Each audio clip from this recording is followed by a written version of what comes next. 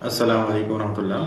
পূর্ব নির্ধারিত সময় অনুযায়ী আমরা লাইভে এসেছি লেখালেখি পক্ষ থেকে। এখনো সেরকম আমাদের সাথে কেউ শুরু থেকে যুক্ত হননি। আমাদের লাইভের কমেন্টে আমরা লিঙ্ক দিয়েছি, এই লিঙ্কে ক্লিক করে যে কেউ জয়েন করতে পারে। যাই হোক, সময় খুব সামান্য, সেই জন্য খুব বেশি আমরা ডিলে করতে চাচ্ছি না।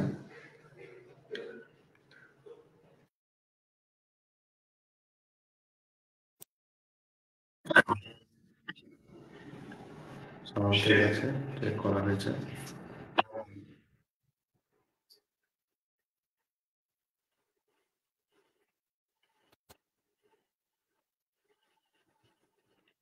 তো যাই হোক, আমরা আজকে প্রথমে বলেছি যে ডক্টর খন্দকার আব্দুল্লাহ জাহাঙ্গীর রহিমাহুল্লাহর এই বই, যেটি সুপরিচিত, আপনারা প্রত্যেকে জানেন, কোরআন সুন্নাহর আলোকে শবে বরাত, ফজিলত ও আমল, এই বই নিয়ে কিছু কথা আমরা এখানে রাখব। এরপরে যে বইটি নিয়ে আলাপ করব সেটি হচ্ছে শবে বরাত, করণীয় ও বর্জনীয়, মুফতি নাসিরউদ্দিন চাঁদপুরী হাফিজাহুল্লাহর লেখা। মূলত এই শবে বরাত, করণীয় বর্জনীয় বইটি পূর্বে শবে বরাতের ফজিলত ও বিদাত খণ্ডন নামে পাবলিশড হয়েছিল। তো মূল কভার এবং শিরোনাম পাল্টেছে, বাদবাকি ভেতরের পৃষ্ঠা সংখ্যা এবং পৃষ্ঠা বিন্যাস এবং লিখনই একই রয়েছে। তো আমরা বিশেষ করে শাবান মাসের 15 তারিখের, অর্থাৎ মাসের মধ্য রজনী, লাইলাতুল নিসফি মিন শাবান নিয়ে আলোচনা করতে চাচ্ছি। কেননা এই শাবান মাসের এই দিনকে, অর্থাৎ রাতের আমল নিয়ে কিছু বাড়াবাড়ি এবং কিছু ছাড়াছাড়ির শিকার হয়েছে, যে কারণে আমরা আজ এই আলাপ করছি, যাতে করে আমরা এর মধ্য থেকে নিয়ে মধ্যম পন্থায় আমল করতে পারি। এবং আল্লাহ সুবহানাহু ওয়া তাআলার কাছে এটি খুবই পছন্দনীয় একটা বিষয়, যে বা যারা মধ্যম পন্থায় বিশ্বাসী। আল্লাহ আমাদেরকে কবুল করুন।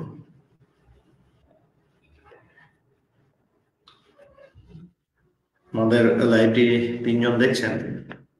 তো যাই হোক, শুরুতেই খন্দকার আব্দুল্লাহ জাহাঙ্গীর রহিমাহুল্লাহর শবে বরাত, ফজিলত ও আমল, এই বইটির ভূমিকা থেকে যে চুম্বক অংশ রয়েছে সেটি পাঠ করে শোনাই। আসলে খন্দকার আব্দুল্লাহ জাহাঙ্গীর রহমাহুল্লাহ তিনি শবে বরাত সম্পর্কে আরবিতে একটা প্রবন্ধ লিখেছিলেন, এবং তিনি হাদিসের নামে জালিয়াতি বইয়ে উল্লেখ করেছিলেন যে শবে বরাত সম্পর্কে একটা স্বতন্ত্র পুস্তিকা তিনি রচনা করবেন। তো ওনার বিভিন্ন পাঠক, শুভাকাঙ্ক্ষী, পড়ুয়া ওনার কাছে সবসময় তাকিদ দিচ্ছিলেন। সেই জন্য তিনি তাড়াহুড়োর মধ্যে এই শবে বরাত, ফজিলত ও আমল বইটি পাবলিশ করেছিলেন। তো এতে উনি এটা শুরুতেও বলেছেন যে এই রাতকে কেন্দ্র করে মিলাদ মাহফিল, ওয়াজ নসিহত, বিশেষ মোনাজাত, তাবারুক বিতরণ, কবর জিয়ারত ও বিশেষ সালাতে মুসল্লিরা মগ্ন থাকেন।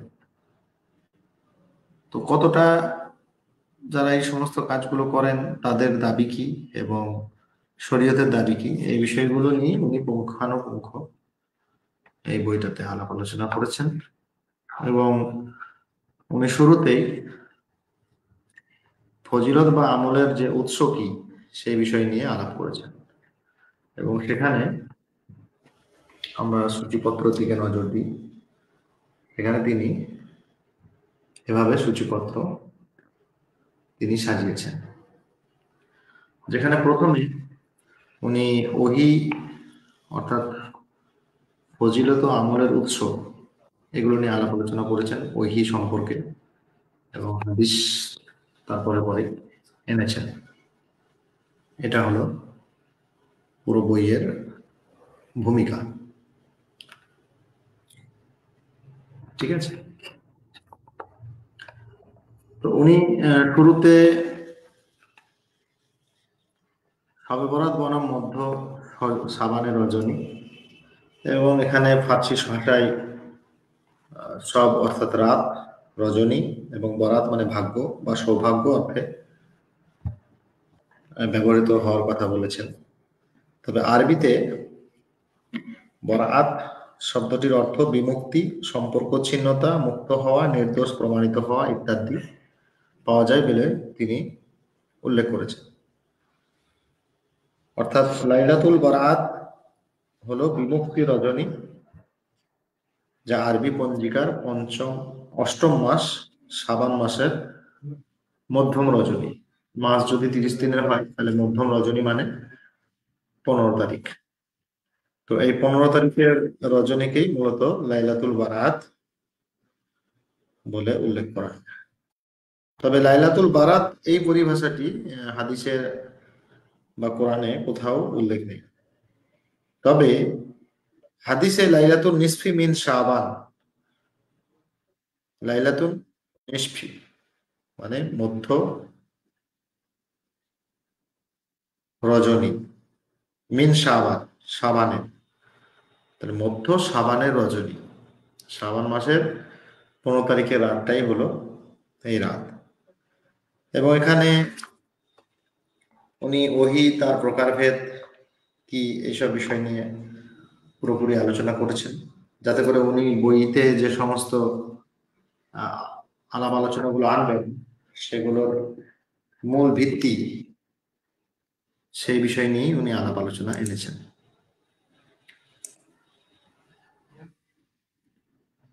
এরপর যদি আমরা পাতা উল্টিয়ে দেখি, তো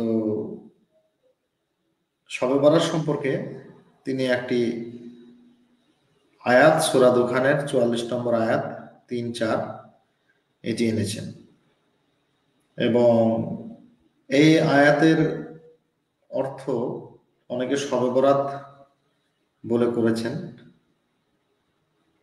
এবং প্রায় বেশিরভাগ মানুষ এটাকে লাইলাতুল কদর হিসাবেই বলেছেন। তবে কিছু সাহাবী এটাকে শাবানের রাতকে বোঝানো হয়েছে বলে বলেছেন। এখন ইবনু আব্বাস থেকেও উনি বর্ণনা এনেছেন। এরপর যদি আমরা পরিপূর্ণ পড়াটা করি তাহলে বুঝবো যে মধ্য শাবানের রজনী বিষয়ক হাদিসগুলোর বিষয়বস্তু কি। এগুলো হাদিসগুলো যদি উনি ক্যাটাগরি করেছেন, 1 নম্বরে দিয়েছেন সাধারণ ফজিলতের হাদিস যেগুলিতে কোনো আমলের কথা উল্লেখ নেই। দ্বিতীয় হলো উক্ত রাতে হায়াত মওত ও রিজিক নির্ধারণ বিষয়ক হাদিস। তৃতীয় হলো এই রাতে দোয়া মোনাজাত করতে উৎসাহ জ্ঞাপক হাদিস।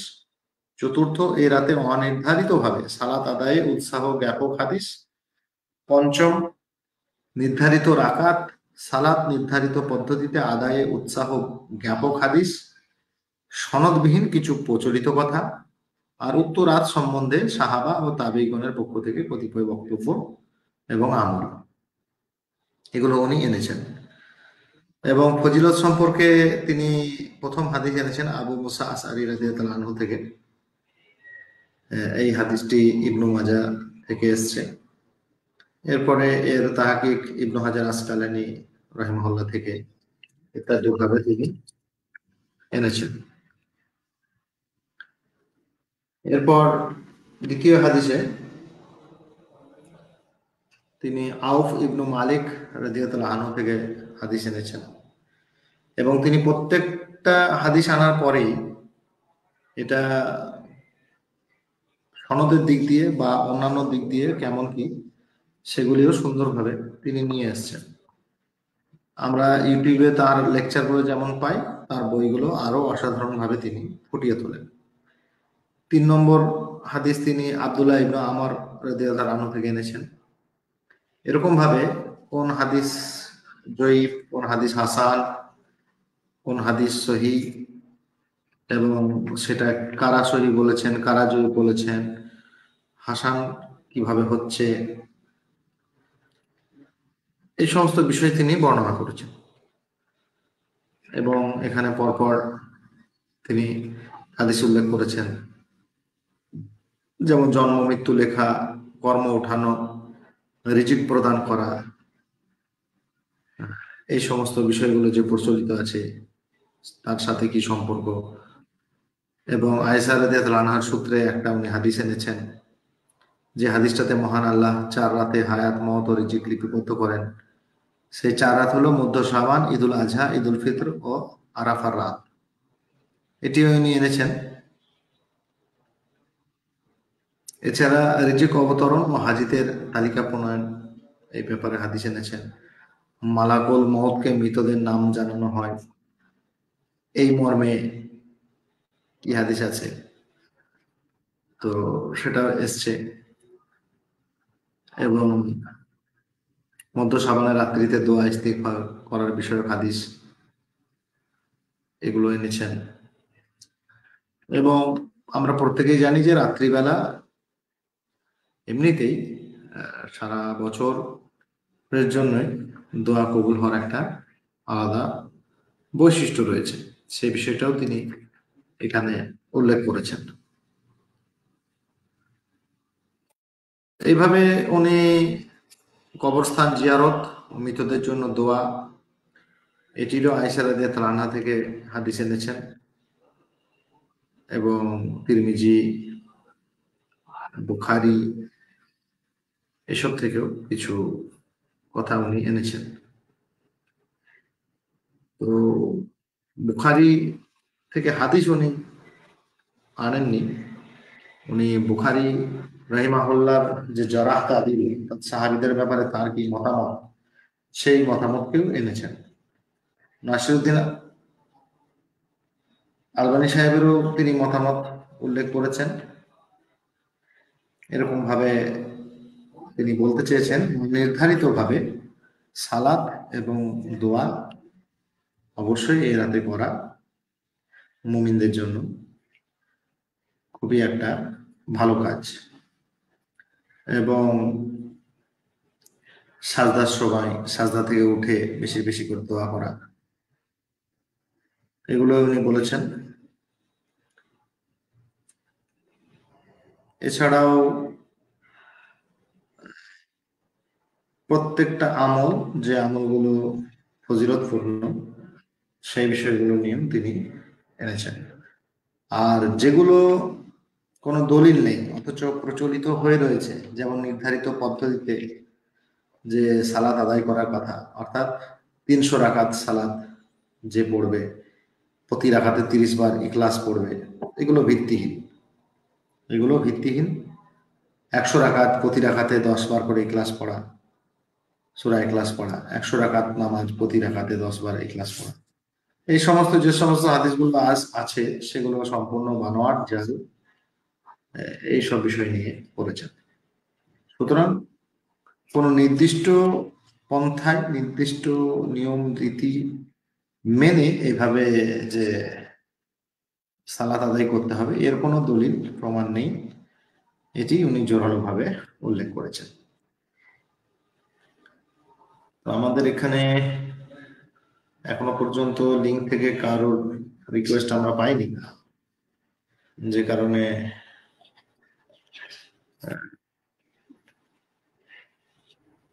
পুরো আলোচনাটা আমাকে একা নিয়ে চলতে হচ্ছে। তো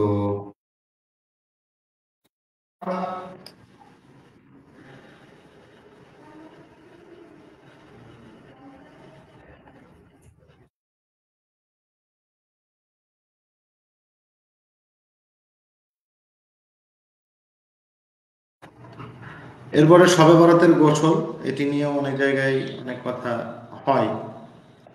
তো এটিও যে বানোয়াট ভিত্তিহীন, এই ব্যাপারটাও 49 নম্বর পৃষ্ঠায়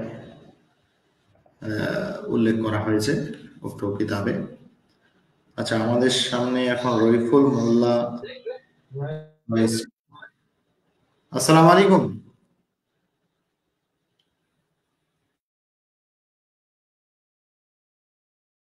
রইফুল মোল্লা ভাই কেটে দিয়েছেন। তো শবে বরাতের গোসল এটাও যে ভিত্তিহীন, এবং হালুয়া রুটি ইত্যাদি এগুলো ভিত্তিহীন, এ ব্যাপারেও তিনি এখানে উল্লেখ করেছেন যে এগুলো ভিত্তিহীন। 15ই শাবানের দিনে সিয়াম পালন, এটার ব্যাপারে উনি এটা লিখছেন, প্রতি আরবি মাসে 13, 14 এবং 15 তারিখ সিয়াম পালন সুন্নাত নির্দেশিত গুরুত্বপূর্ণ নফল ইবাদত। এছাড়া রাসূলুল্লাহ সাল্লাল্লাহু আলাইহি ওয়াসাল্লাম শাবান মাসে বেশি বেশি সিয়াম পালন করতেন। সাধারণত তিনি শাবানের 1ম থেকে 15 তারিখ পর্যন্ত রোজা রাখতেন, এবং অনেক সময় প্রায় পুরো শাবান মাসই রোজা রাখতেন। এটি আল মাওজুয়াত কিতাব থেকে উনি উল্লেখ করছেন। এই জন্য শাবানের 1ম থেকে 15 তারিখ অথবা অন্তত 13, 14, 15 তারিখ সিয়াম পালন সুন্নত সম্মত গুরুত্বপূর্ণ নেকাম। তবে শুধুই 15ই শাবান সিয়াম পালনের বিষয়ে কোনো গ্রহণযোগ্য হাদিস পাওয়া যায় না। আলী রাদিয়াল্লাহু তাআলা আনহু থেকে বর্ণিত হাদিসে এই দিনের সিয়ামের কথা বলা হয়েছে, তবে হাদিসটি সনদ নির্ভরযোগ্য নয়।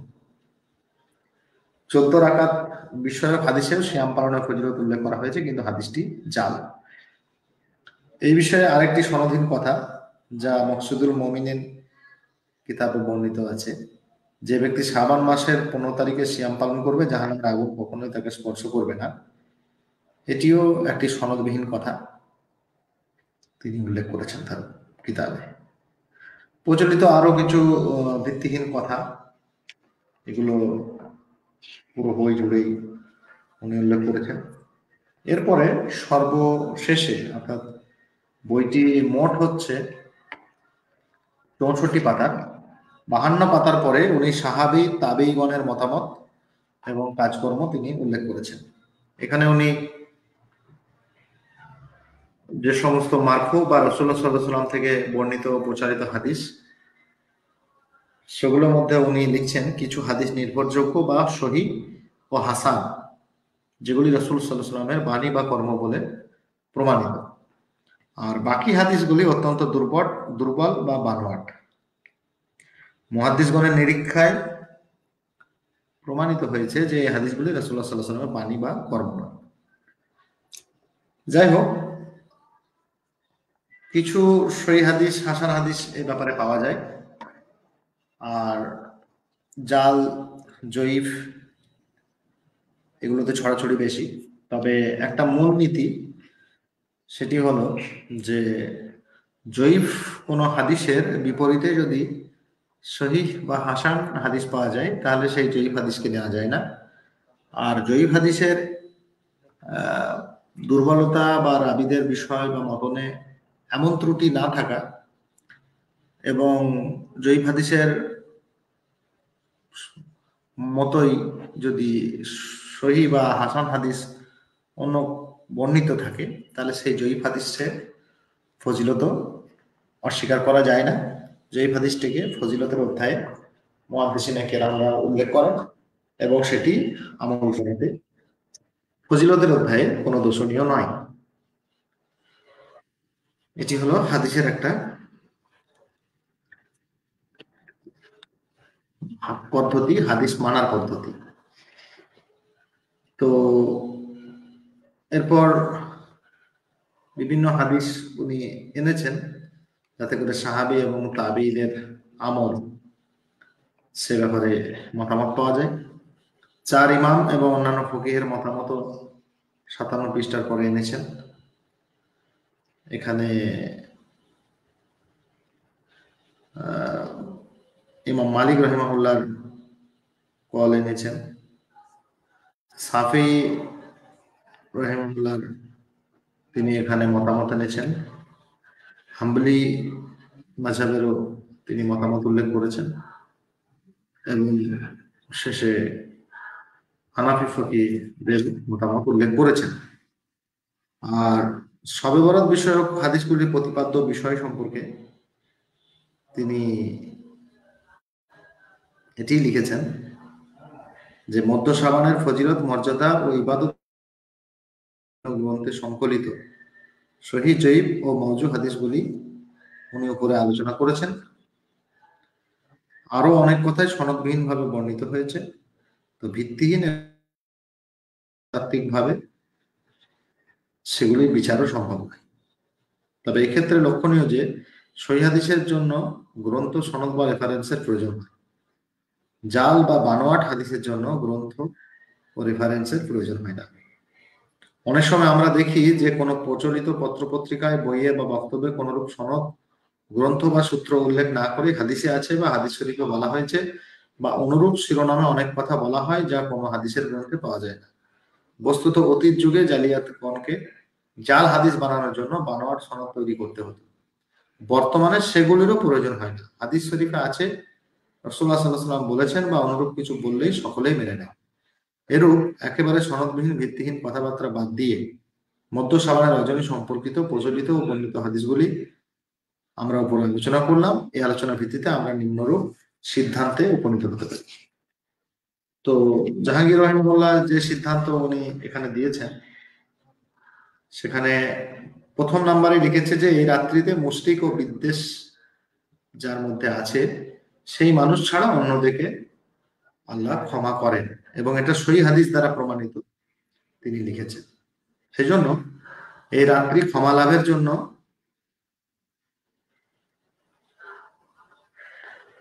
বান্দাকে কি ক্ষমা প্রার্থনা কিভাবে করতে হবে সেরকম কোন সহিহ হাদিস বর্ণিত হয়নি, বা কোনো বিশেষ আমল করতে হবে কিনা এটা কোনো সহিহ হাদিসে বর্ণিত হয়নি। তবে এই রাত ক্ষমার রাত, এটা সহিহ হাদিস দ্বারা প্রমাণিত। এছাড়া এই রাত্রিতে একা কিভাবে ব্যক্তিগতভাবে কবর জিয়ারত করা, মৃতদের জন্য ক্ষমা চাওয়া, নিজের পার্থিব ও পারলৌকিক কল্যাণ ও মুক্তির জন্য প্রার্থনা করা, উৎসাহ প্রদান করে কিছু হাদিস বর্ণিত হয়েছে। হাদিসগুলি সবগুলির সনদেই দুর্বলতা আছে, তবে কয়েকটি হাদিসের দুর্বলতা সামান্য। একাধিক বর্ণনার মাধ্যমে যে দুর্বলতা দূরীভূত হয় সেটা হাসান লি গায়রি পর্যায়ের হাদিস, এবং কোনো কোনো তাবির কর্মের আলোকে আমরা মনে করি যে এই রাত্রিতে ব্যক্তিগতভাবে কবর জিয়ারত করা বা মৃতদের জন্য দোয়া করা, ব্যক্তিগতভাবে একাকী ইবাদত ও দোয়া মোনাজাতে রত থাকা, এগুলো সুন্নাত সম্মত। দোয়া মোনাজাত ইত্যাদি করে। 3 নম্বরে উনি উল্লেখ করছেন এই সকল ইবাদত দলবদ্ধভাবে আদায় করা, বাড়ি গোরস্থান আলোকসজ্জা করা এবং মসজিদ বা অন্য কোথাও সমবেত হয়ে উক্ত রাতে নামাজ আদায় করা, এগুলো নতুন ভাবে তৈরি হয়েছে, নব উদ্ভাবিত কর্ম বলে উনি বলেছেন। 4র্থ নম্বরে তিনি উল্লেখ করেছেন 15ই শাবানের দিনে রোজা রাখার কোনো ফজিলতের বিষয়ে শুধুমাত্র এই দিনের নির্দিষ্ট করে হাদিস বর্ণিত হয়নি।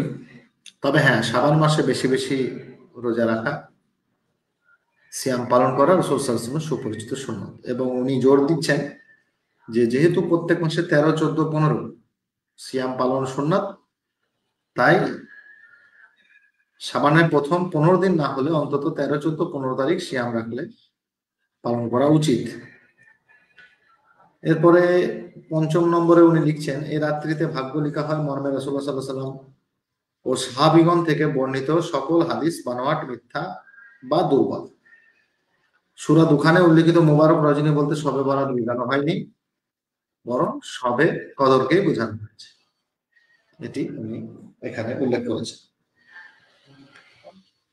এরপরে উনি 60 পাতায় উল্লেখ করেছেন যে শবে বরাতের বরকত লাভের পূর্ব শর্ত কি। তিনি 1 নম্বরে লিখছেন বিশুদ্ধ ঈমান ও ইখলাস।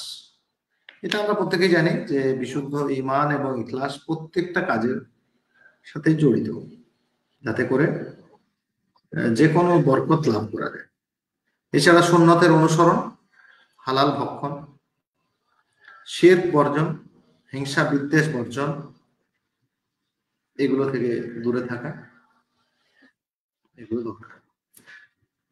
আর একটা বিষয় উনি খুব একটা গুরুত্বপূর্ণ বিষয় এখানে উল্লেখ করেছেন, একেবারে 63 পাতায় অর্থাৎ শেষের আগের পাতায়, সেটি হলো ফরজ বনাম নফল।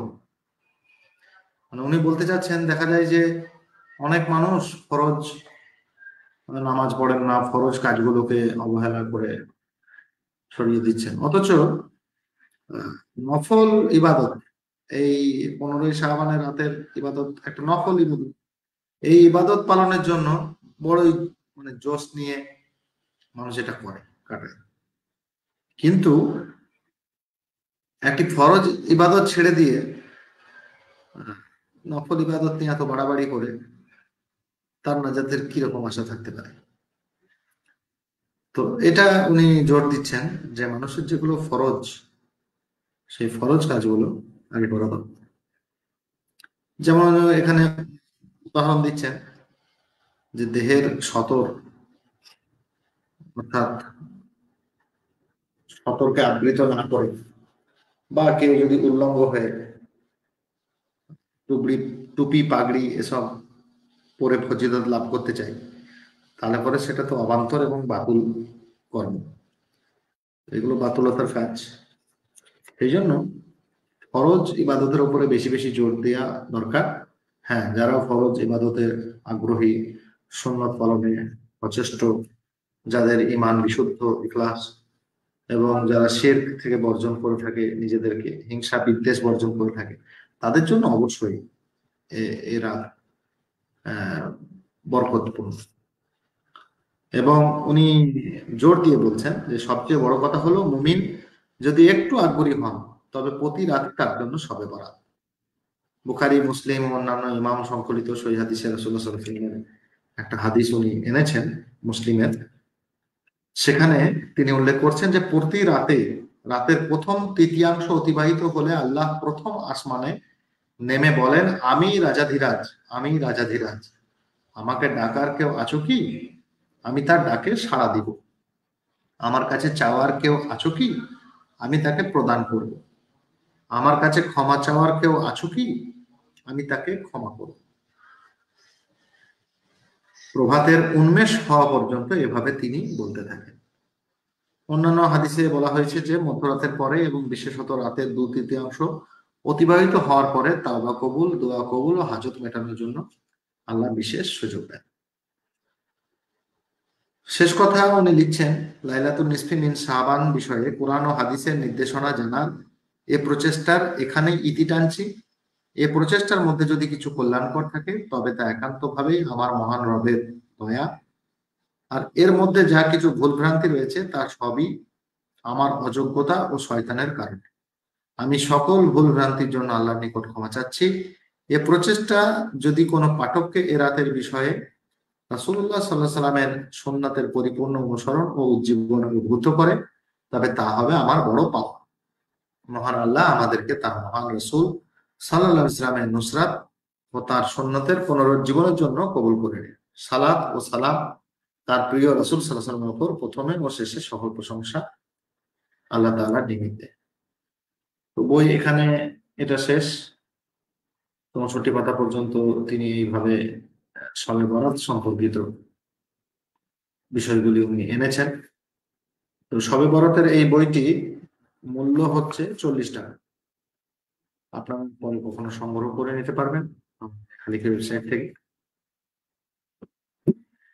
আর এরপরে আমরা আমাদের আলোচনার দ্বিতীয় অংশে শবে বরাত করণীয় বর্জনীয় মুফতি মোহাম্মদ নাসিরউদ্দিন চাঁদপুরি সাহেবের কিতাবটা থেকে পড়ব। তো এখানে আমার কাছে যে বইটি আছে এটি 8ম মুদ্রণ, ফেব্রুয়ারি 2023 সালে। তো এখানে শবে বরাতের ফজিলত অধ্যায়, শবে বরাতের এখানে অর্থ, শবে বরাতের পাপ মুক্তি রজনী কিনা, হিংসুক মুশরিক ছাড়া ক্ষমা হয় না, এসব উনি এনেছেন ভূমিকা। এবং বিদাত অধ্যায় একটা আলাদা চ্যাপ্টার এনেছেন এবং শবে বরাতের বিদাত সমূহ এগুলো এনেছেন।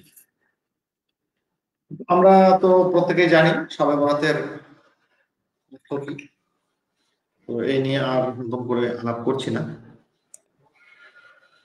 তো এরপর তিনি এখানে যেটা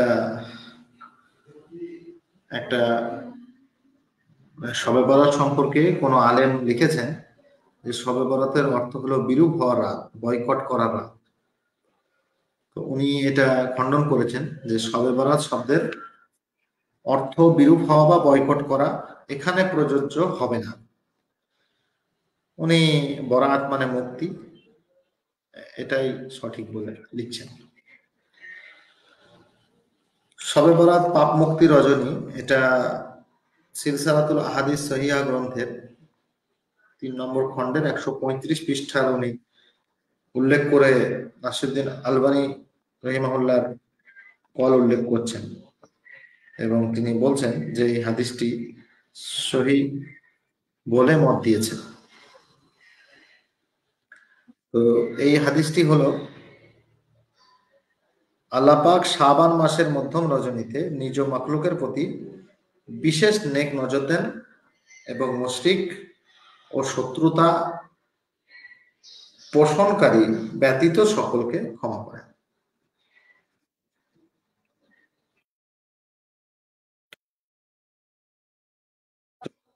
মুশরিক এবং হিংসুকের ক্ষমা হয় না। আল্লাহ পাকের আসমানে অবতরণ, এটা শুধু শবে বরাতের রজনীর জন্যই নয়, পুরো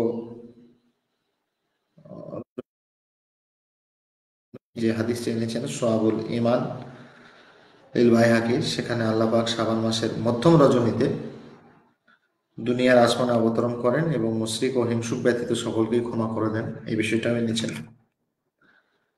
এখন আসমানে অবতরণের ব্যাখ্যা উনি একটা দিয়েছেন, যেহেতু এই বিষয় নিয়ে অনেকের আমাদের গোলকধাঁধা হয়। তো একটা বিষয় উনি ইমাম আহমদের বরাতে লিখছেন, আল্লাহ পাকের অবতরণের সঠিক ব্যাখ্যা আল্লাহ তাআলাই জানেন। বোধ হয় এর মানে বাস্তবে স্বয়ং আল্লাহ পাকের অবতরণ করা। রাসূলুল্লাহ সাল্লাল্লাহু আলাইহি সাল্লাম আল্লাহ পাকের স্থানচ্যুত ও স্থানান্তরিত না হয়ে অবতরণ করা বোঝাতে চেয়েছেন। এও হতে পারে যে এক্ষেত্রে আল্লাহর রহমতের ফেরেশতাদের মধ্য হতে কোনো ফেরেশতার অবতরণ করা উদ্দেশ্য। তাই আল্লাহ বেশি জানেন এর অর্থ। এখানে একটি ধোঁকা উনি ভঞ্জন করেছেন, যেখানে অনেকে লিখেন যে আল্লাহ তাআলা প্রত্যেক রাতে আসমানে অবতরণ করেন, আর এটা সহিহ বুখারী ও মুসলিমের বিশুদ্ধ হাদিস। সুতরাং এর বিপরীত শুধুমাত্র শবে বরাতে আল্লাহ পাকের আসমানে অবতরণের হাদিস গ্রহণযোগ্য নয়, অনেকে বলেন।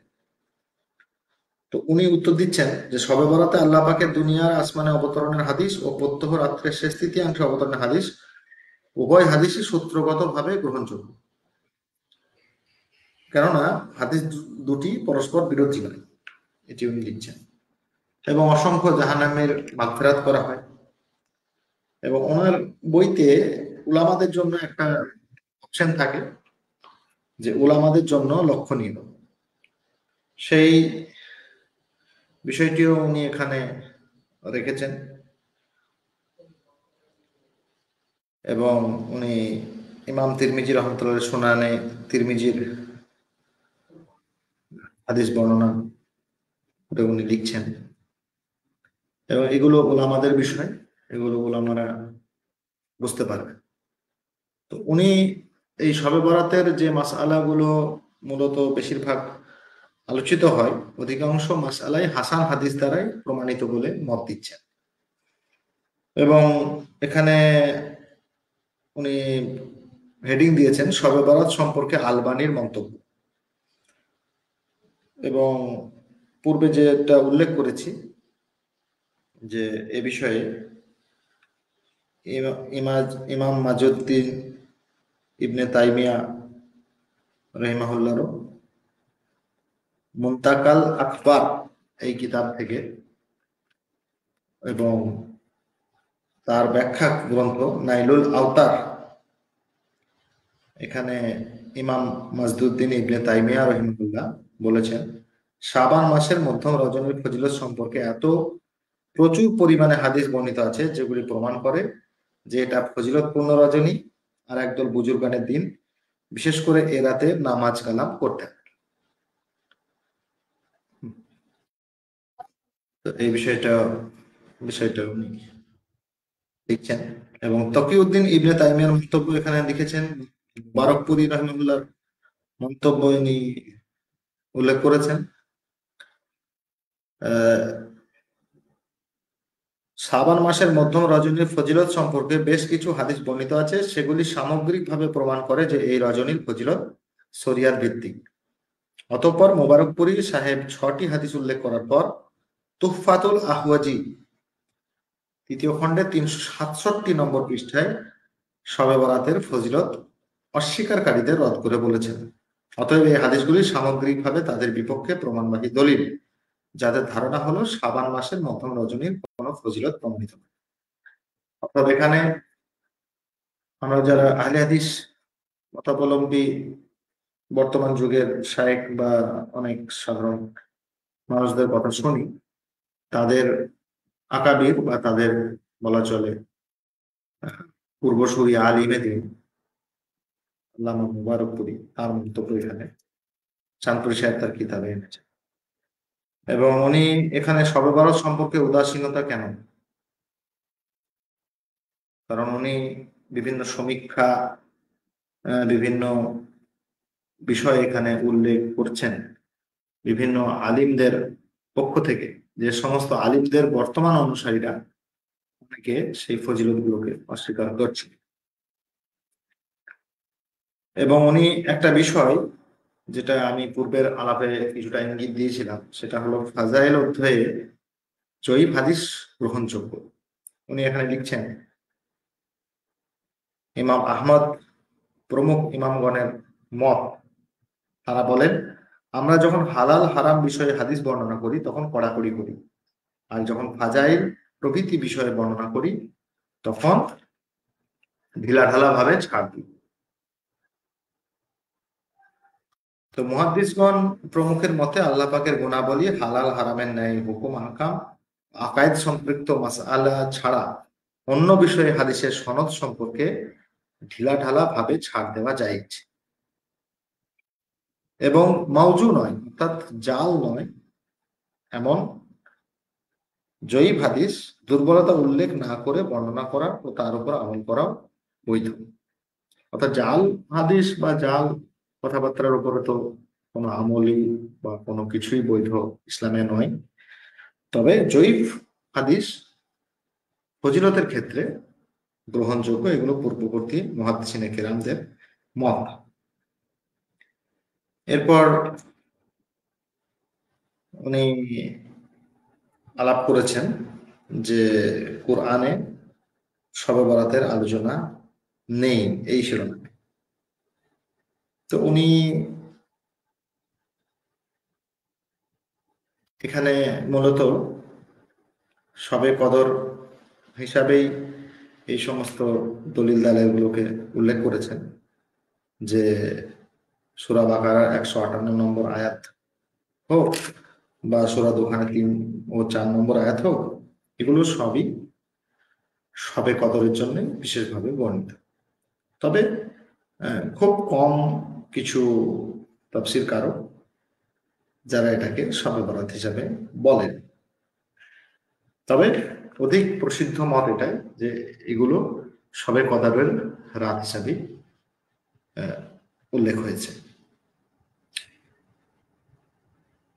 এরপরে উনি শবে বরাতে যে জন্ম মৃত্যু ও রিজিকের ফায়সালা হয় এ বিষয়ে প্রথমে হাদিস এনেছেন দাওয়াতুল কাবির লিল বাইহাকি মিশকাতের 115 নম্বর পৃষ্ঠা থেকে। দ্বিতীয় তিনি হাদিস এনেছেন মুসান্নাফে ইবনে আবি শাইবা দ্বিতীয় খণ্ডে 346 নম্বর পৃষ্ঠা থেকে 9764 নম্বর হাদিস। এবং তৃতীয় হাদিস এনেছেন মুসনাদে আবি ইয়ালা 8ম খণ্ড 312 পৃষ্ঠা 4911 নম্বর হাদিস থেকে। এবং তারগিব ও তারহিবের দ্বিতীয় খণ্ড 366 পৃষ্ঠা 14 নম্বর হাদিস থেকে।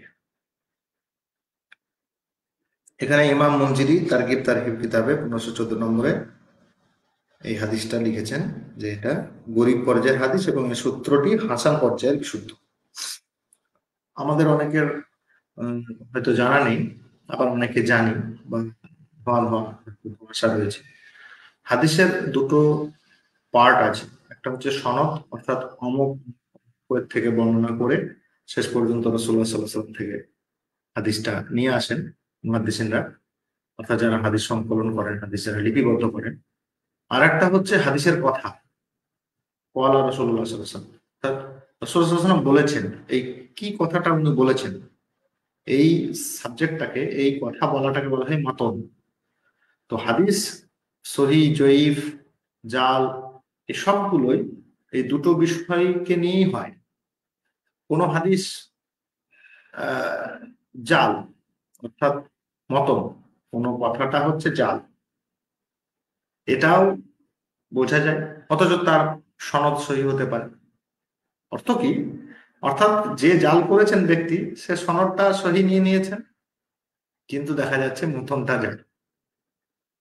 অধিকাংশ ক্ষেত্রে দেখা যায় যে সনদে বিচ্ছিন্নতা থাকে, বা সনদে যে রাবি, মানে যে ক্যাটাগরির বিভিন্ন মুহাদ্দিসেরা এবং যারা তাদের ইমামরা তাদের ব্যাপারে বর্ণনা করেছেন যে সেই রাবির স্মৃতিশক্তি কেমন ছিল, সেই রাবির দিনদারিতা কেমন ছিল, তিনি কোন পর্যায়ের রাবি, অর্থাৎ যারা বর্ণনা করেছেন হাদিস, এই সমস্ত বিষয়গুলো সব কিছু আলাপ আলোচনা করে বিশাল বিশাল কিতাব লেখা হয়েছে। এবং প্রত্যেকটা রাবির, ইসলামে হাদিস বর্ণনাকারীদের পুঙ্খানুপুঙ্খ সবকিছু আলোচনা রয়েছে, সেগুলোকে নিয়ে রিজাল শাস্ত্র বলে। যেমন মাসাইল এর জন্য ফিকাহ শাস্ত্র আছে, সেরকম রিজাল, রাবিদের জীবন কাহিনী, তাদের বিভিন্ন বৈশিষ্ট্য ইত্যাদি নিয়ে লিখিত বিষয়।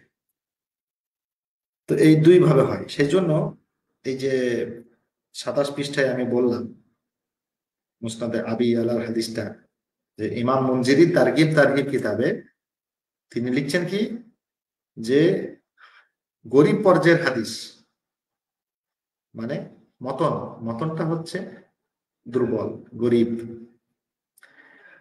তবে এবং এর সূত্রটি হাসান পর্যায়ের, অর্থাৎ সূত্রটা কিন্তু হাসান পর্যায়ের, অর্থাৎ সহির কাছাকাছি। তো এইভাবে মুহাদ্দিস নাকি আমরা আমাদের শরিয়াতকে আল্লাহ সুবহানাহু ওয়া তাআলা তাদের উপরে রাজি হন, আমিন।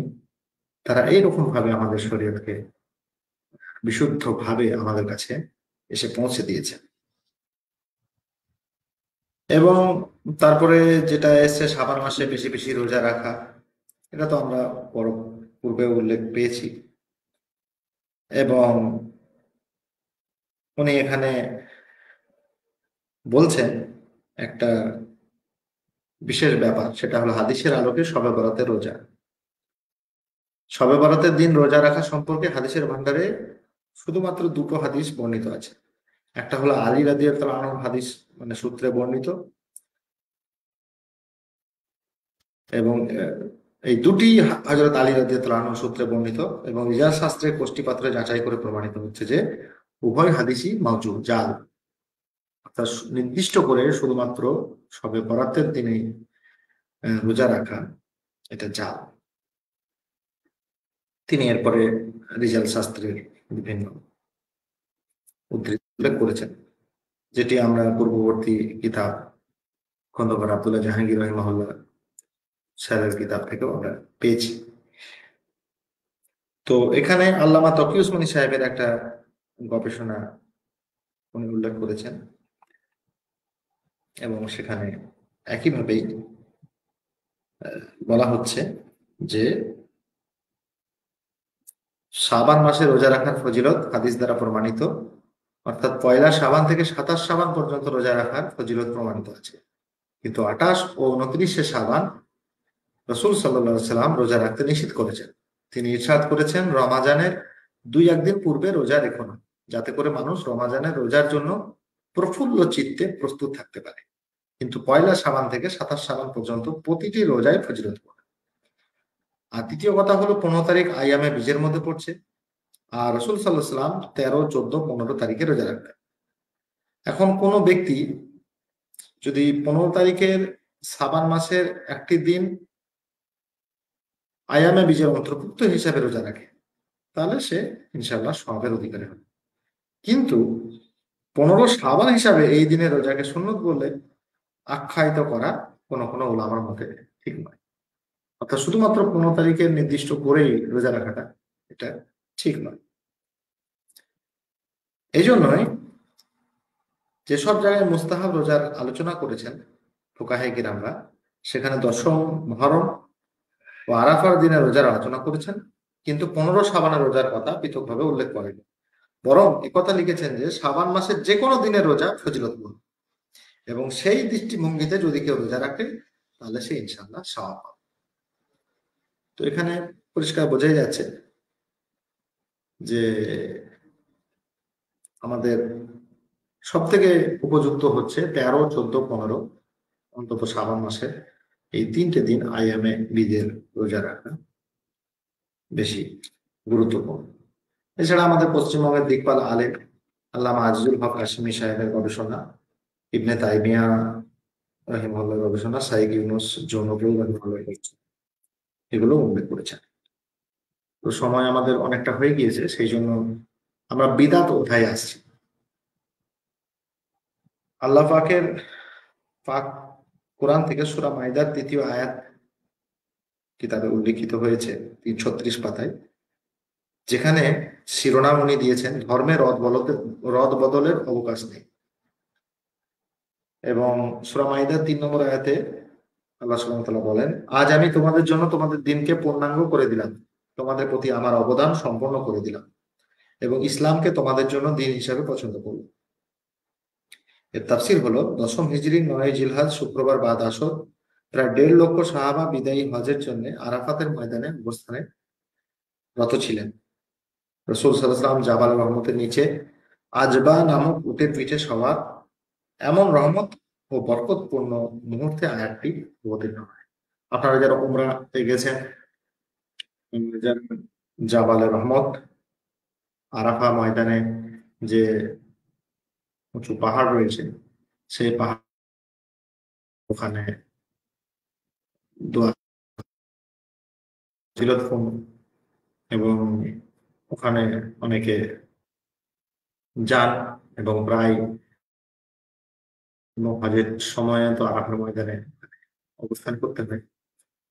তো ওনারা এগুলো জানেন, আর আপনারা এটাও জানেন যে লেখালেখি, অর্থাৎ আমি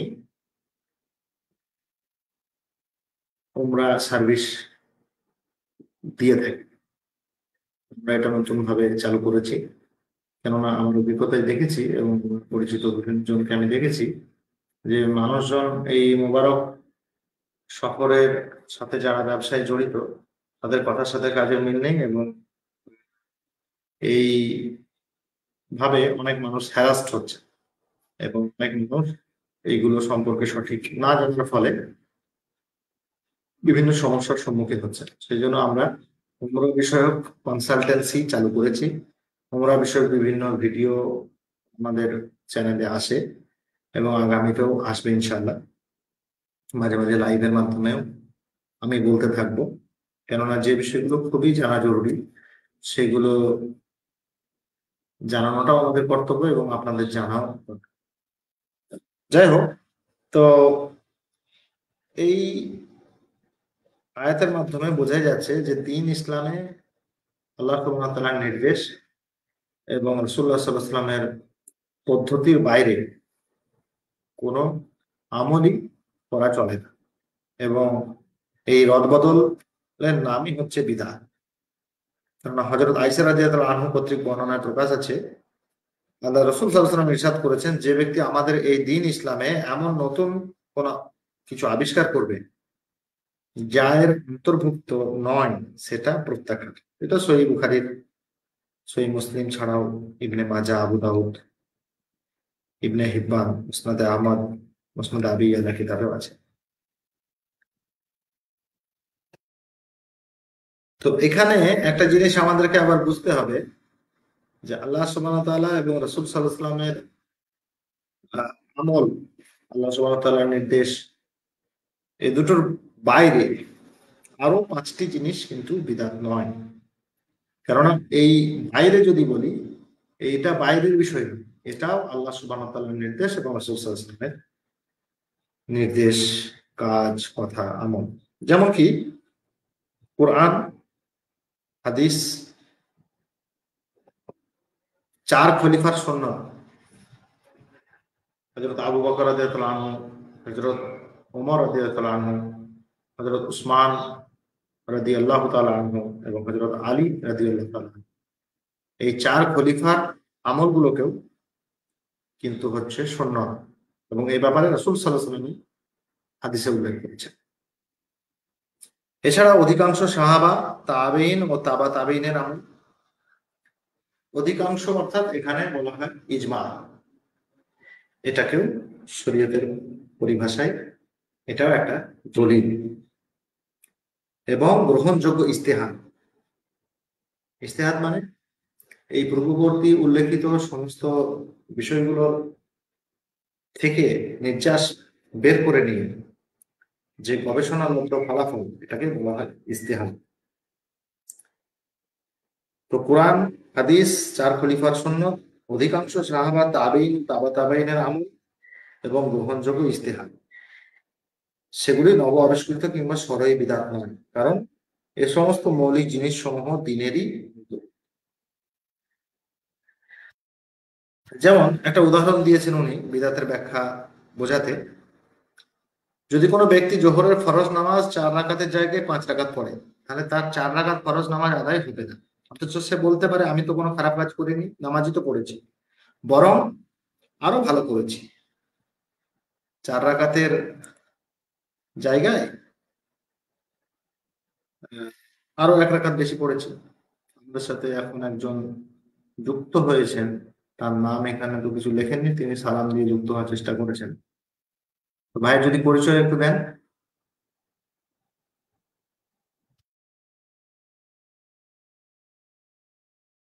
যাই হোক, উনি হয়তো লিঙ্কে যোগ হয়েছেন, কিন্তু আসসালামু আলাইকুম ওয়া রাহমাতুল্লাহ। ওয়ালাইকুম আসসালাম ওয়া রাহমাতুল্লাহ। জি আমি আবুজার বলছি হায়দ্রাবাদ থেকে। জি বলুন। হ্যাঁ, আজকে প্রোগ্রামটা দেখছিলাম, মানে এক্ষুনি সবে করলাম আমি। জি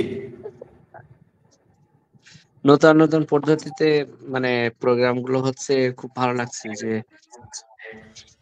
আমি আজকে জি শুধু শুনবো, মানে আপনারা আলোচনা করেন, আমি আগে শুনে বুঝে নেই জি তারপরে কথা। জি আসলে আসলে আজকের আলোচনাটা আমাদের পাঠচক্র, আমি যে দুটো বই সামনে রেখেছি, আগে আমরা বলেছি সেই দুটি বইয়ের কি নির্যাস, কি ফলাফল, সেটা এখন পড়া হচ্ছে, তারপরে একটা সেখান থেকে সিদ্ধান্ত দেয়া হবে ইনশাআল্লাহ। শুনতে থাকুন। জি জি। আসসালাম।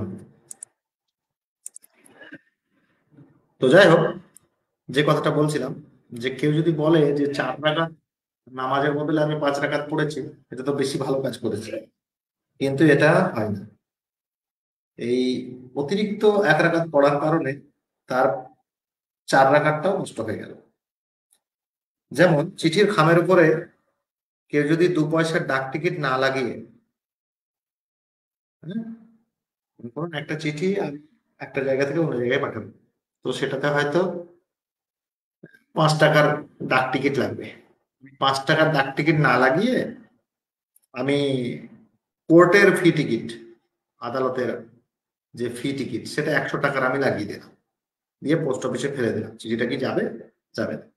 আমি বলতে পারি যে আরে, চিঠির বেয়ারিং খরচ তো 1 টাকা, সেখানে আমি 100 টাকার কোর্ট ফি দিয়েছি, আমি যেটা লাগিয়েছি সেটার দাম তো 100 টাকা, তো আমার তো হয়ে গেল, 100 টাকা তো আমি দিয়েছি, ব্যয় করেছি আমার চিঠিটা নিয়ে যাওয়ার জন্য। কিন্তু যে টিকিট, যে মূল্য, যে বিষয়টা, যে বিষয়ের সাথে সংশ্লিষ্ট, সেই সংশ্লিষ্ট বিষয়ের সাথে যদি না আমলে নেওয়া যায় তাহলে সেটার কোনো মূল্য থাকে না। তো এই রকম একটা উদাহরণ হযরত থানভী রাহিমাহুল্লাহ তিনি আশরাফুল জওয়াবের 88 পৃষ্ঠায় তিনি লিখেছেন। তো উনি এতে একটা কথা সিদ্ধান্ত দিয়েছেন যে আমরা এই যে উদাহরণগুলো দেখে আমরা প্রত্যেকেই বুঝতে পারছি যে আহ, যতই আহ, আমরা 1 টাকার বদলে 100 টাকা খরচ করে ডাক টিকিটের বদলে কোর্ট ফি টিকিট বসিয়ে দিলাম, এটা কত বোকামি মূর্খামি। কিন্তু দিনের আমলের ক্ষেত্রে আমরা কিন্তু যে বিদাত করে ফেলি সেই বিদাত গুলোকে কিন্তু মনে করি না, এবং এই ধোঁকাতে পড়ে থেকেই যে এটা তো ভালো কাজ করছি, এতে কি ক্ষতি আছে, এইভাবেই কিন্তু মানুষ বিদাতে লিপ্ত হয়। এবং রাসূল সাল্লাল্লাহু আলাইহি ওয়াসাল্লাম থেকে সতর্ক বাণীও এসেছে যে বিদাতিরা মৃত্যুর আগ পর্যন্ত তারা কিন্তু আর হেদায়েত পান না। কারণ ওই একটাই কারণ, সেই বিদাতটাকে ভালো হিসেবে, কিন্তু দুনিয়াবি ক্ষেত্রে যখন এই নিয়মতান্ত্রিক পদ্ধতির বাইরে কিছু করা হয় তখন সাথে তো মানুষ বুঝে যায়। কিন্তু যখন দিনের ক্ষেত্রে দিনের সাথে জড়িত কোনো বিষয় হয় তখন কিন্তু এই বিষয় নিয়ে আলোচনা হয়। তো যাই হোক, এখানে এক ভাই কমেন্ট করেছেন যে সাথে আরো কাউকে নেন, কিন্তু আসল ব্যাপার হচ্ছে এখানে সাথে আসার জন্য লিঙ্ক প্রথম থেকেই দেওয়া আছে, সাথে আসার পূর্ব সেরকম কেউ দেখাননি। আর দ্বিতীয় বিষয় হচ্ছে সাথে আসার মতো টাইমটা আসেনি। এখন দ্বিতীয় বইটা আমরা পাঠ করছি, এটা শেষে আমরা সেই সময় পর্যন্ত যদি কেউ থাকে তখন আমরা একটু অপেক্ষা করে ছাড়ার নির্যাস আমরা ইনশাল্লাহ নিব। তো এখন আপাতত সাথে কাউকে নিচ্ছি না, আলোচনাটা আমাদের শেষ হয়ে যাক, খুব অল্প সময়ের মধ্যে শেষ হয়ে যাবে বইটা। তো যাই হোক, বিদাতের ব্যাপারে এই মন গড়া নেক আমল মনে হলেও মন গড়া পদ্ধতিতে করলেও বিদাত হবে। মানে কেউ কোনো আমল করলো সেটা যদি শরীয়তের মধ্যে মন গড়া হয় সেটাও কিন্তু বিদাত।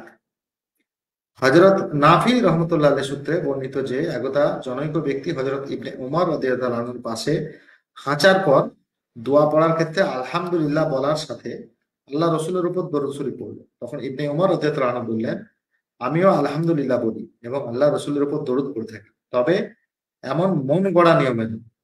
রাসূলুল্লাহ সাল্লাল্লাহু আলাইহি সাল্লাম আমাদেরকে হাঁচির পর কেবল এতটুকু পড়ার শিক্ষা দিয়েছেন, আলহামদুলিল্লাহ আলা কুল্লি হাল। অর্থাৎ রাসূল সাল্লাল্লাহু আলাইহি ওয়াসাল্লাম যে শিক্ষা দিয়েছেন সেই পর্যন্ত আমলে নেওয়াটাই হচ্ছে বুদ্ধিমানের কাজ এবং মুমিনের কাজ। যেমন মন গড়া পন্থায় দরুদ পড়লে সাজদা সাহু ওয়াজিব হয়ে যায়। নামাজের মধ্যে কেউ দরুদের ইব্রাহিম যেটা আমরা বলি, সেই দরুদের বদলে যদি কেউ অন্য কোনো দরুদ পড়ে তাহলে কি সাজদা সাও হবে? তো এটার ব্যাপারে মত এটাই। ইমাম ইবনে নুজাইম রহমতুল্লাহ বাহর রাইক নামক ফতোয়া গ্রন্থে তিনি লিখেছেন যে হ্যাঁ, এখানে সাজদা সাহু করতে হবে। এখানে উলামাদের জন্য লক্ষণীয় বিষয় কিছু চাঁদপুরি সাহেব লিখেছেন। এবং বিদাতির কোনো আমল কবুল হয় না, যেটা পূর্বে উল্লেখ করেছি। তো খুব কঠোর একটা আহ, বাণী যে সমস্ত বিদাত মানুষের সাথে জড়িত হয়ে গিয়েছে বা বিদাতি মানুষ বিদাতকে বুঝতে পারছেন না বা মানছেন না, তাদের জন্য এটা খুব কঠোর একটা বার্তা যে বিদাতির কোনো আমল কবুল হয় না। এখন শবে বরাতে রূহ বাড়িতে আসার আকীদা অনেকে রাখেন, তো এটা একেবারেই অলীক ও ভিত্তিহীন, এর কোনো প্রমাণ নেই। এগুলো হচ্ছে একেবারে জাল বিষয় এবং ভিত্তিহীন কথা। মৃত ব্যক্তির রূহ দুনিয়ায় ফিরে আসে না, এটাই হচ্ছে মূল বিষয়।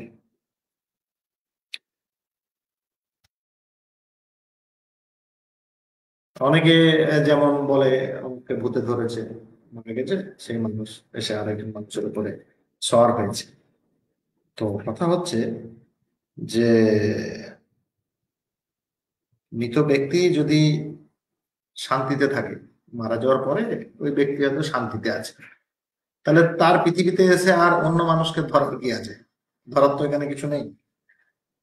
আবার বোঝা গেল যে মৃত ব্যক্তি খুব অশান্তিতে আছে, চরম কষ্টে আছে, আহ, সেই কারণে সে তার জ্বালা নিবারণের জন্য অন্য মানুষের উপরে সওয়ার হয়ে তাকে কষ্ট দিচ্ছে। তো বিষয় হচ্ছে, মৃত ব্যক্তি যদি অশান্তিতে থাকে, কষ্টে থাকে, মানে কি ফেরেশতারা ওকে পিটুন পাটুন দিচ্ছে, তো ফেরেশতারা ছেড়ে দেবে কেন তাহলে? পিটুন পাটুন দিতে দিতে ছেড়ে দেবে কি, যে তুমি চলে যাও দিয়ে আবার একটা মানুষের ঘাড়ে চাপো? তো এটা হচ্ছে মানে ভিত্তিহীন কথা। যাই হোক, রূহ দুনিয়ায় ফিরে না আসার প্রমাণ হিসাবে তিনি একটা হাদিস উল্লেখ করেছেন এখানে, এবং সুনানে তিরমিজির প্রথম খণ্ডে 205 নম্বর পৃষ্ঠায় এগুলো উল্লেখ করেছেন। এবং তিনি এটিও হুজ্জাতুল্লাহ কিতাব থেকে এনেছেন যে মৃত ব্যক্তি কিয়ামত পর্যন্ত কবরের মধ্যে আযাব বা নিয়ামত তথা শাস্তি বা শান্তি ভোগ করতে থাকে। মৃত ব্যক্তির ওই কবরের জীবনের বাইরে বেরিয়ে আসার আর কোনো চান্স নেই। এবং উনি তার বইয়ে খুব একটা, বর্তমান যুগে যেটা আরো ভয়াবহ হচ্ছে সেটা হচ্ছে শবে বরাতে বাজি পোড়ানো হচ্ছে, বাতি জ্বালানো হচ্ছে। তো এগুলো যে পুরোপুরি বিদআত এবং এগুলো সম্পূর্ণ অনইসলামিক কালচার এবং বিধর্মীদের কালচার বা সংস্কৃতি আমাদের ধর্মের মধ্যে, আমাদের আচরণের মধ্যে এসে গেছে, এটাই উল্লেখ করছে। সেই জন্য শবে বরাতে বা শবে কদরে বাজারঘাট ও মসজিদগুলোকে অপ্রয়োজনীয়ভাবে আলোকিত করার যে প্রচলন আমাদের এলাকায় আছে, এটা জায়েজ আছে কি? তো এটার উত্তরে আল্লামা আব্দুল হাই ফরাঙ্গি মুহাল্লি রহমতুল্লাহ আলাই নাফউল মুফতি আস-সাইল কিতাবে 138 পৃষ্ঠায় উল্লেখ করছেন যে না, এটা হচ্ছে বিদআত। এখানে উল্লেখযোগ্য একটা বিষয়, সেটা হচ্ছে আলী ইবনে ইব্রাহিম বলেন, আলোকসজ্জার সূচনা হয় বারমাকিদের দ্বারা। তারা ছিল মূলত অগ্নি পূজক। তারা ইসলাম ধর্মে দীক্ষিত হওয়ার পর এই ধরনের আচরণ দিনের সুন্নত রূপে ইসলাম ধর্মে ঢুকিয়ে দেয়। তাদের মুখ্য উদ্দেশ্য ছিল মুসলমানদের সাথে মিশে আগুনের দিকে মুখ করে রুকু সাজদা করে অগ্নি পূজা করা। এরপরে শবে বরাত উপলক্ষে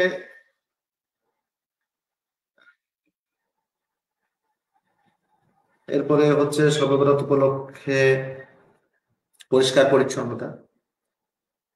হ্যাঁ, তো মৃত ব্যক্তিরা যেহেতু বাড়িতে আসবে, সেই জন্য বাড়িটাকে পরিষ্কার পরিচ্ছন্ন করে রাখা, নিজে একটু পরিচ্ছন্ন ভাবে থাকা, এই উদ্দেশ্যে যদি করে তাহলে তো সেটি একেবারে ভিত্তিহীন।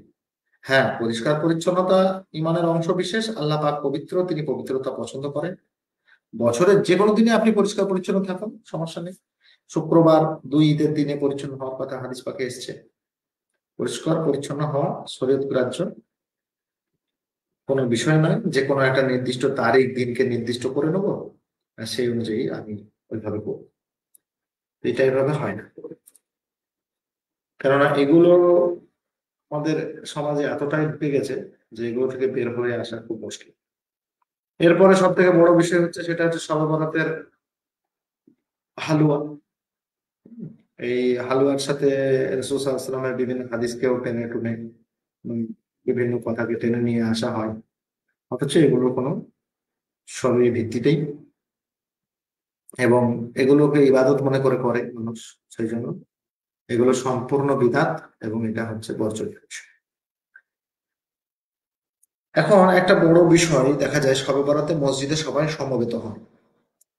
কোন কোন এলাকায় শবে বরাতের দিন মসজিদগুলিকে ফুল ও আলো বাতি দ্বারা সাজানো হয় এবং রাতের বেলা সকলে মিলে মসজিদে সমবেতভাবে ইবাদত করে। আবার কোথাও কোথাও জামাতের সাথে নফল নামাজ আদায় করার পরিবেশ পরিলক্ষিত হয়। এভাবে পার্বণ স্বরূপ শবে বরাত পালন করা শরীয়তের আলোকে কি? 51 নম্বর পৃষ্ঠায় লেখক লিখছেন, এ সম্পর্কে ফাতোয়া মাহমুদিয়া পঞ্চম খণ্ডের 479 পৃষ্ঠায় লেখা আছে, শরীয়ত শবে কদর ও শবে বরাতের ক্ষেত্রে নফল নামাজ, তাসবিহ তিলাওয়াত, জিকির আজকার, দোয়া ইস্তিগফার প্রভৃতি ইবাদতের উপর উদ্বুদ্ধ করেছে। ফুল ইত্যাদি দ্বারা মসজিদ সাজাতে বলেন। আর পার্বণ শব্দটি তো হিন্দুয়ানি পরিভাষা, এবং এভাবে সাজানোটাও তাদের সংস্কৃতি, এ থেকে বেঁচে থাকা কথা। কেননা হাদিসে বর্ণিত আছে যে ব্যক্তি যাদের সংস্কৃতি ধারণ করবে সে তাদের দলভুক্ত। হ্যাঁ, মসজিদ ঘরে খুশবু ব্যবহার করার উপর উদ্বুদ্ধ করা হয়েছে যাতে নামাজিরা কষ্ট না পায়, বরং শান্তি অনুভব করে। আর এ সমস্ত নির্দিষ্ট বরকতময় রজনীগুলিতে মসজিদে একত্রিত হয়ে সমবেতভাবে ইবাদত করা মাকরুহ ও নিষিদ্ধ। নুরুল ইজাহ কিতাবে 95 পৃষ্ঠায় লেখা আছে, এই সমস্ত রজনীগুলির মধ্য হতে কোন রাত্র জাগরণের জন্য মসজিদে সমবেত হওয়া মাকরুহ। আর শবে বরাতে তো নফল ইবাদত, এই নফল ইবাদতের জন্য নামাজীদেরকে আহ্বান জানিয়ে জামাত সহ নফল পড়া মাকরুহ। রজব মাসের প্রথম শুক্রবার রজনীর নামাজ, মধ্যম শাবানের শবে বরাতের নামাজ ও রমজান মাসের 27তম রজনীর শবে কদরের নামাজ, এসব নফল নামাজ জামাতের সাথে আদায় করা বিধান। তো এখানে শবে বরাতে এলান করে তাহাজ্জুদের নামাজ জামাতের সাথে এই উদ্দেশ্যে পড়া যে যারা বেনামাজি তারা কমপক্ষে এই বরকতময় রজনীতে অংশগ্রহণ করে সওয়াবের অধিকারী হবে। এভাবে জামাত সহ তাহাজ্জুদ পড়া কি? এর উত্তরে উনি লিখেন, এমন করা মাকরুহ ও নিষিদ্ধ। যারা বেনামাজি তাদেরকে তবলিগ করে গুরুত্ব সহ বুঝিয়ে নামাজের পাবন্দী বানাতেন। তাদের অন্যান্য ফরজ ছাড়াটা সহ্য করা হচ্ছে, আবার মাকরুহ কাজের প্রতি আহ্বান জানানো হচ্ছে। এটা না তো বুদ্ধিমত্তার পরিচয়, আর না শরীয়তের পক্ষ থেকে এর অনুমতি আছে। এই রজনীতে ইবাদতের জন্য সমবেত হওয়াটাও নিষিদ্ধ। তো এই বিষয়গুলো আমাদের বিভিন্ন কিতাবপত্রে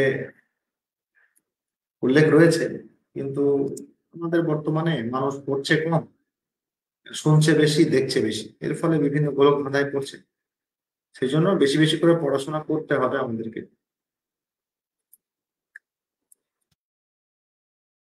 তাতে করে আমরা সঠিক বিষয়টা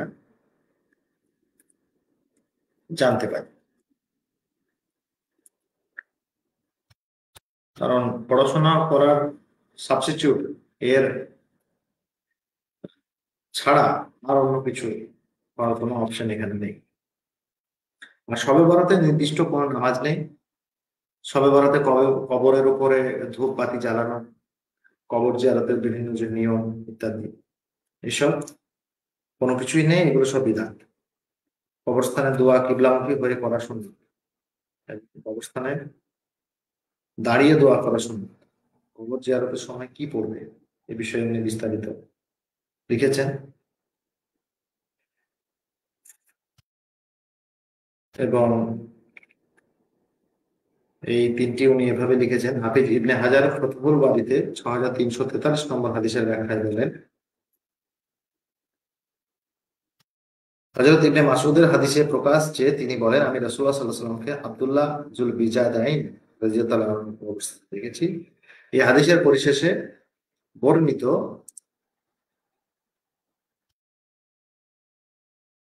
আছে, রাসূল সাল্লাল্লাহু আলাইহি ওয়াসাল্লাম যখন তার দাফনের কাজ সমাধা করলেন তখন দুই হাত তুলে কিবলামুখী হয়ে দোয়া করলেন। ইমাম আবু আওয়ানা সিও সহিহ গ্রন্থে এটা বর্ণিত হয়েছে। ফতুল বারী 12 নম্বর খণ্ড 431 পৃষ্ঠা। কবরস্থানের দোয়া দাঁড়িয়ে বলা সুন্নাত, এর বাহরুর রাইক থেকে, ফতুল কাদির থেকে এবং ফাতুয়া আলমগীরি থেকে ফতোয়া উল্লেখ করা হয়েছে। কবরস্থানে প্রত্যেক এমন কাজ করা মাকরুহ যা নবী সাল্লাল্লাহু আলাইহি সাল্লামের সুন্নাত দ্বারা প্রমাণিত। আর সুন্নাত দ্বারা শুধুমাত্র দাঁড়ানো অবস্থায় কবর জিয়ারত করা ও দোয়া করার প্রমাণ আছে। নবী করিম সাল্লাল্লাহু আলাইহি ওয়াসাল্লাম জান্নাতুল বাকি জিয়ারতের জন্য বার হওয়ার ক্ষেত্রে এমনই করতেন। আর কবর জিয়ারতের সময় কি পড়বে? আল্লাহ ইসলামী বলেন কবর জিয়ারতের সময় সূরা ইয়াসিন পড়বে, কেননা বর্ণিত আছে কেউ যদি কবরস্থানে গিয়ে সূরা ইয়াসিন পড়ে তাহলে আল্লাহ পাক সেই দিন মৃতদের কষ্ট লাঘব করবেন এবং পাঠক ও কবরস্থানের মাইয়িতদের সমপরিমাণ সমান। এই কথা বাহরুর রাইক কিতাবে লেখা আছে।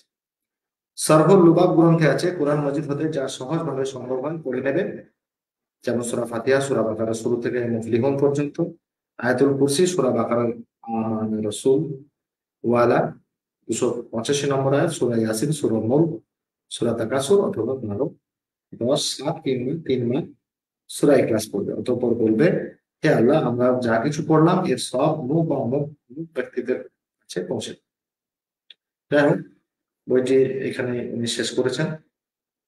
আমরা এই বই দুটি থেকে অনেকটাই বুঝে উঠেছি যে আমাদের কিভাবে কি উপায়ে আমাদেরকে এই রাতের ফজিলত ওঠাতে হবে। তো এই বিষয়ে আজকে আমাদের আলোচনা প্রায় শেষের দিকে।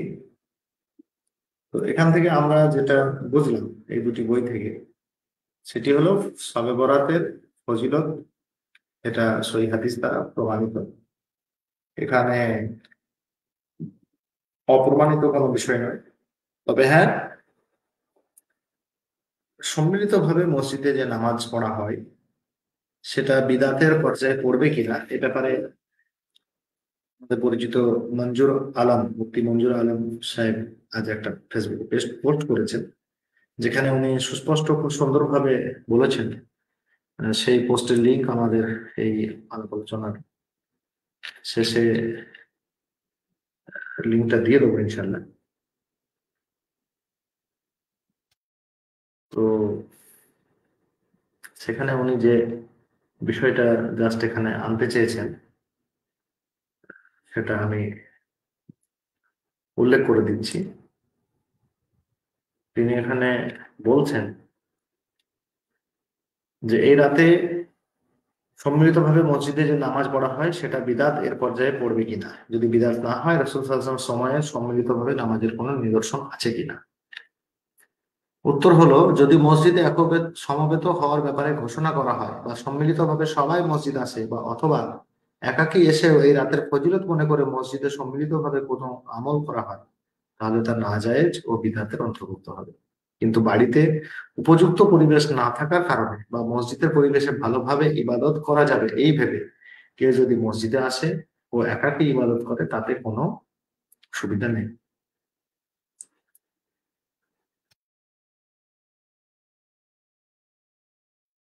সুনান ও নওয়াফিল বাড়িতেই আদায় করা উত্তম। তবে বাড়িতে এগুলি আদায় করার পরিবেশ না থাকলে অথবা বাড়িতে অবস্থানকালীন এগুলি থেকে গাফেল হয়ে যাওয়ার আশঙ্কা থাকলে তা মসজিদে আদায় করা যেতে পারে। প্রথম প্রশ্নের উত্তরের পর এই প্রশ্নের উত্তরের দ্বিতীয় প্রশ্নের আর কোনো প্রয়োজন নেই। আর সুযোগ থাকলে একাকী কবর জিয়ারত করা উচিত, দলবদ্ধভাবে মোটেই নয়।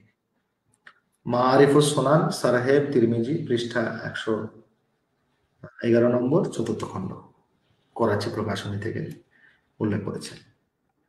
তো যাই হোক, আপাতত আমাদের লাইভ স্ট্রিমিং এ কেউ জয়েন হওয়ার জন্য আবেদন জানাননি। তো আমরা আমাদের প্রথম পাঠচক্র শবে বরাত এবং শবে বরাত বিষয়ক এই দুটি বই আলাপ আলোচনা করলাম। আশা করি যারা শুনেছেন বা পরবর্তীতে শুনবেন তারা শবে বরাত বিষয়ে আমাদের আলেম উলামা এবং পূর্ববর্তী সালাফে সালেহিনের কি মতামত সেই বিষয়ের উপরে আলোকপাত করা হয়েছে। এবং আপনারা হার্ড কপিগুলো কিনবেন, ছোট ছোট বই খুব স্বল্প মূল্যে পেয়ে যাবেন। এবং বেশি বেশি করে বই পড়ার চেষ্টা করবেন। বই পড়লে আপনার নিজের আমলের মধ্যে আরো উন্নতি হবে এবং আপনিও অন্যদেরকে দাওয়াত দিন বিদআত মুক্তভাবে আমল করার।